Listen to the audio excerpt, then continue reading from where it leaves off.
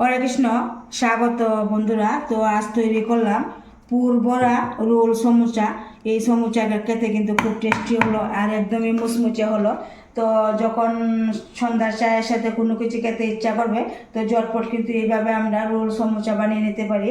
আর বানাতেও কিন্তু বেশি সময় লাগে না আর বেশি উপকরণ দিয়েও আমি তৈরি করিনি। তো আমি কিভাবে এই রোল সমুচা তৈরি করলাম, তো আপনারা অবশ্যই আমার এই পুরো ভিডিওটা দেখতে থাকেন। তো দেখুন, এখানে আমি কিছু পরিমাণ ময়দা নিলাম। তো এবার দিয়ে দিলাম এখানে 1 চামচ সাদা তেল, আমার মতো লবণ, আস্তা জিরা আর কালো জিরা। তো এবার হাত দিয়ে খুব ভালোভাবে কিছুক্ষণ ময়ান দিতে হবে, প্রায় 1 মিনিটের মতো এই ময়ানটা দিতে হবে।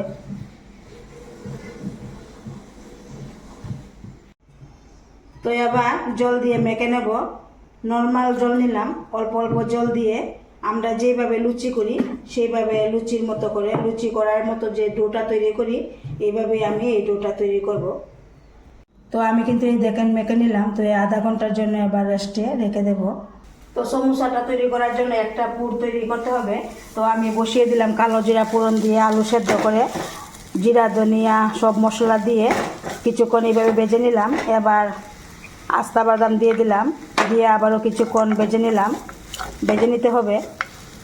এরপর ধনেপাতা কুচি দিয়ে দিলাম, দিয়ে দেওয়ার পর কিছুক্ষণ নেড়ে চেড়ে এরপর নামিয়ে নেব। এই পুরটার রেডি হয়ে গেলে আধা ঘন্টা পর ফিরে এলাম। দেখুন এই ডোটা থেকে আমি কয়েকটা লেচি করে নিলাম। তো একটা লেচি হাতে নিয়ে রুটির মতো করে আগে বেলে নেব।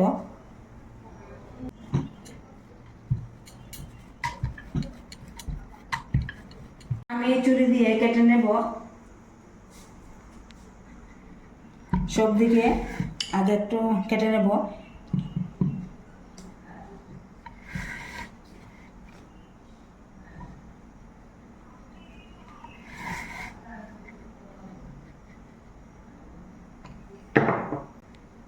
তো সাইডগুলো কেটে নেওয়ার পরে এগুলো তুলে নিলাম। তো মিডিলে আমি একটা আবার এভাবে কেটে নিলাম। তো এবার আমি এই যে পুর রেডি করেছিলাম, তো পুরটা এবার দিয়ে দেব এইভাবে গোল করে বসিয়ে।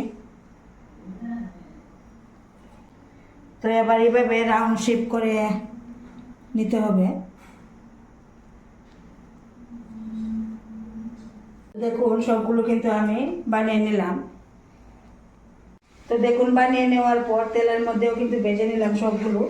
তো এদিকে আরও কিছু ভেজে নিলাম। তো সবগুলো এবার নামিয়ে নিলাম।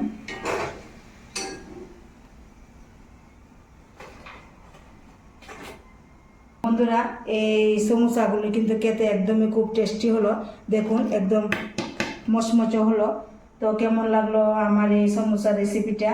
যদি ভালো লাগে অবশ্যই একটা লাইক দিবেন, শেয়ার করবেন।